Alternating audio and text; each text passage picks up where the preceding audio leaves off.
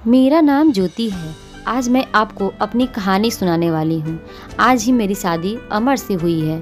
शादी एक अच्छे बड़े घर में हुई है। पैसों की कोई कमी नहीं थी।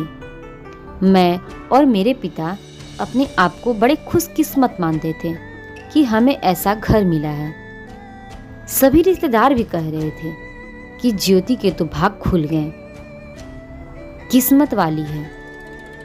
हम लोग उनके मुकाबले कुछ भी नहीं है। पिताजी के पुराने परिचित होने की वजह से मेरी शादी उस घर में हो गई।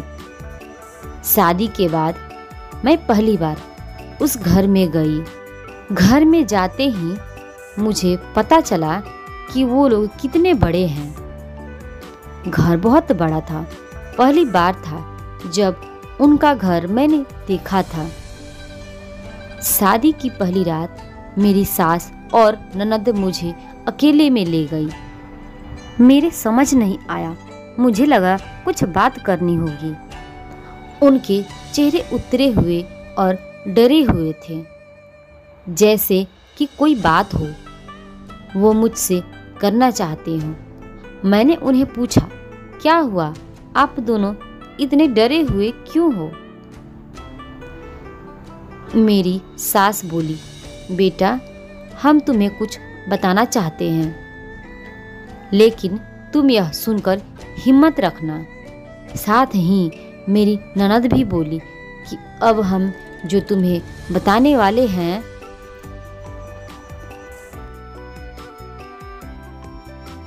वो बात हम तीनों के बीच में ही रखना।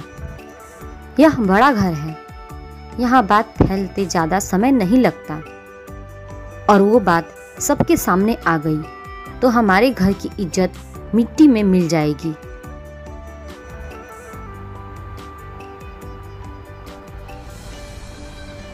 अब तुम इस घर की बहू और तुम्हें इस घर का मान रखना होगा। उनकी बातें सुनकर मैं सच में थोड़ा डर गई। मुझे समझ नहीं आ रहा था कि वो लोग क्या बोलना चाह रहे हैं। मैंने कहा, आप बताएं मुझे क्या है। मेरी सास बोली कि बहू, मेरा बेटा मर्द नहीं है। उनकी यह बात सुनकर मेरे होश उड़ गए। उन्होंने कहा कि मैं जानती हूँ कि तुम सोच रही होंगी कि फिर हमने तुम्हें क्यों फंसाया, लेकिन हमारी भी मजबूरी है। हम यह बात ऐसे बता नहीं सकते थे, वरना सभी को पता चल जाएगी। मेरा बेटा रात में अक्सर बाथरूम में ही रहता है। पता नहीं वहाँ क्या करता है। जब भी उसे पूछो तो यही कहता है कि उसका पेट खराब है। कमरे में जाने के पहले अपने पति के लिए यह बातें सुनकर मुझे समझ नहीं आ रहा था कि मैं क्या करूं।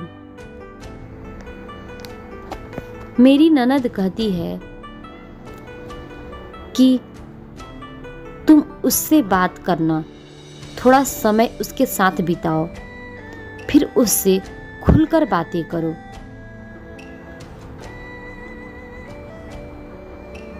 अगर कुछ हो सकता है तो हम जरूर करेंगे। हम तुम्हारे साथ हैं, तुम्हें अकेला नहीं छोड़ेंगे। सुहाग रात वाली रात यह सब सुनकर मैं अपने कमरे में जा रही थी। मुझे अब डर लगने लगा था।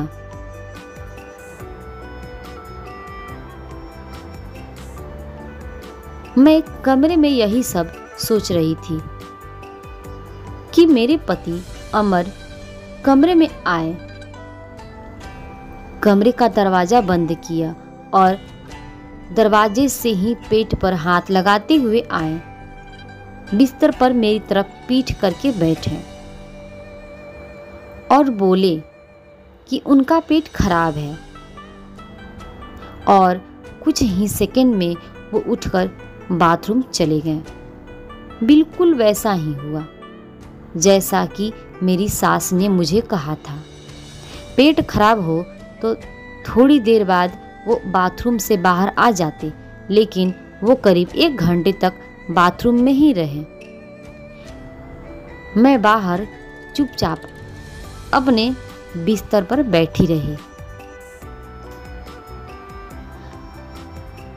उन्हें मैंने आवाज भी नहीं दी। बस यही सब सोचते सोचते मैं बिस्तर पर लेट गई। करीब 2 घंटे बाद वो बाथरूम से निकले। मेरा अब उनसे बात करने का मन ही नहीं था। मुझे लगा कि मेरे साथ धोखा किया गया। वो भी चुपचाप अपने बिस्तर की साइड पर जाकर सो गए।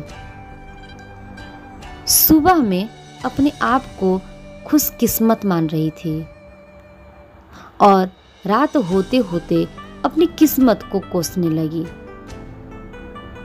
सुबह में जल्दी उठी और बाथरूम में गई। बाथरूम में जैसे ही गई मेरे होश उड़ गए, क्योंकि बाथरूम में एक नई नाइटी थी, साथ ही मेकअप का सामान। यह सब क्या था मुझे समझ नहीं आ रहा था।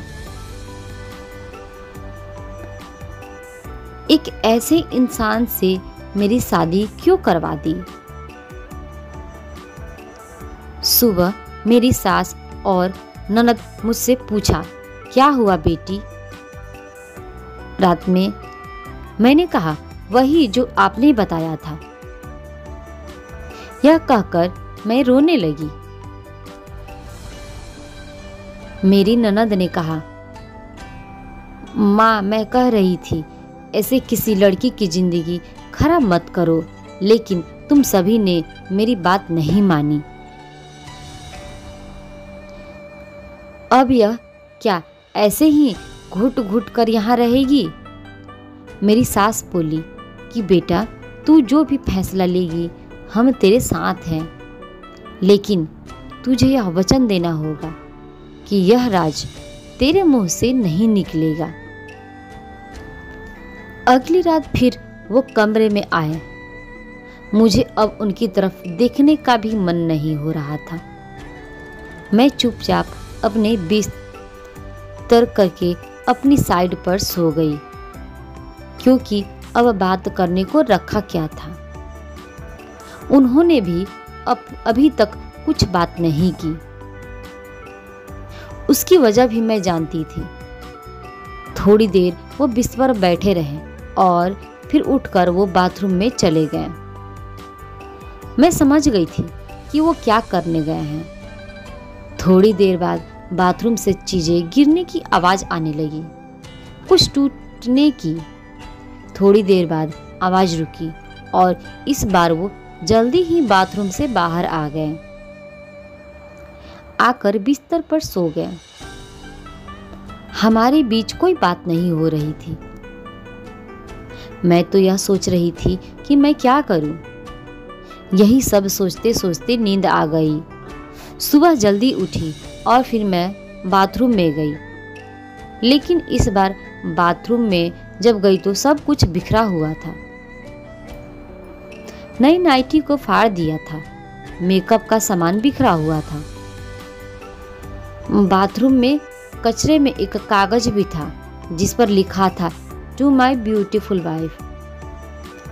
मेरे मन में अब शक आया कि यह सामान और कपड़े कहीं मेरे लिए तो नहीं, इन्होंने नहीं रखे। लेकिन फिर मैंने सोचा कि मेरी सास और ननद मुझे झूठ क्यों बोलेंगी। अभी मैंने उनसे कुछ बात नहीं की। सुबह मेरी सास और ननद फिर मुझसे सहानुभूति जता रही थी। मुझे उनकी बातों से लगा कि वो चाहती हैं कि मैं अमर को छोड़कर इस घर से चली जाऊं। मुझे अब मेरी सास और ननद पर शक हुआ। मैंने घर की पुरानी नौकरानी से बात की। मैंने बातों बातों में उससे पूछा कि अमर कैसे हैं। वो बोली कि वो तो बहुत सीधे हैं। उनकी माँ और बहन तो चाहती थी कि उनकी शादी उनके बहन के पति के रिश्तेदार से हो। बहन और माँ तो बहुत कोशिश की, लेकिन उनके पिता नहीं माने और उनके दोस्त के परिचित यानी आपसे शादी करवा दी। वो दोनों तो आपकी शादी के खिलाफ थे। कई दिनों तक घर में विवाद भी होता था, लेकिन तुम्हारे पति अमर ने कहा, पापा जो बोले वही करते हैं। मुझे अब पता चल गया था कि मेरी सास और ननद मुझे क्यों भगाना चाहती थी। इसीलिए उन्होंने मुझसे झूठ कहा था। उन्हें शायद अमर को कुछ कहा होगा। रात अब मैं अमर से बात करने का इंतजार कर रही थी। वो कमरे में आए तो उनका मुंह तो उतरा हुआ था। यह पहली बार था जब मैं उनसे बात करने वाली थी। उनके आते ही मैंने कहा, आप मुझसे कुछ बात करना चाहते हैं? वो बोले, अब बात करने को क्या रखा है? पापा का विश्वास था कि वो घर अच्छा है, इसलिए मैंने माँ और बहन की ना सुनकर तुमसे शादी की और तुमने सच छिपाया। मैंने बोला, क्या सच? सच कि तुम मुझसे शादी नहीं करना चाहती थी। तुम्हारी जिंदगी में अभी भी कोई और है। यह बात तुमने ही तो माँ को बताई थी। घर की इज्जत और पापा के कारण मैं चुप हूँ, कुछ कदम नहीं उठा रहा। और मैंने भी देख लिया, सुहाग रात जिंदगी में बहुत स्पेशल होती है, लेकिन मेरे बाथरूम में 2 घंटे रहने पर भी तुम्हें फर्क नहीं पड़ा। माँ ने सही कहा था कि तुम आवाज़ भी नहीं दोगी, बात भी नहीं करोगी। मैंने बोला, बाथरूम में रुकने को उन्होंने कहा था और वो कपड़े और मेकअप वो मेरी बहन ने रखा था। कहा था पहली रात का गिफ्ट है, तुम्हारे लिए बाथरूम में रखा था। मैं उठकर उनके पास गई और उन्हें कहा, आपको पता है उन्होंने मुझे क्या कहा? फिर मैंने उन्हें सारी बात समझाई। कहा कि वो चाहते थे हम दोनों में गलतफहमी हो और हम अलग हो जाएं, ताकि वो जो चाहते हैं वो पूरा हो जाए। उन्हें गुस्सा आया, लेकिन मैंने कहा, नहीं, अब हम इस बात को यही ख़त्म करेंगे और किसी को कुछ नहीं कहेंगे। उस रात मेरी सारी परेशानी और गलतफहमी दूर हो गई।